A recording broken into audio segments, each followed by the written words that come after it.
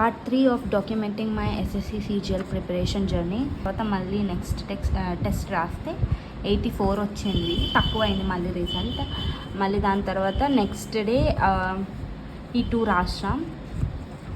So ఇందులో analysis చూద్దాము.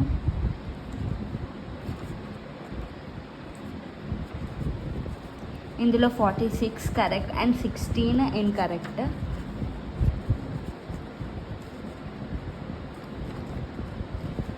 Reasoning కరెక్ట్గానే అంటే బాగానే అటెంప్ట్ చేస్తున్నా, బట్ జీకేలోనే 4 ఇన్కరెక్ట్, క్వాంట్లో 4 incorrect, English 7 incorrect. So general awareness కొంచెం ఇంప్రూవ్ అవ్వాలి, నేర్చుకోవాలి.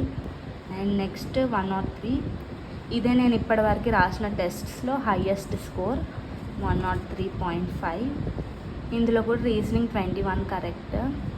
ఇందులో జనరల్ అవేర్నెస్ 3 కరెక్ట్, ఇన్కరెక్ట్ 0 వచ్చినాయి.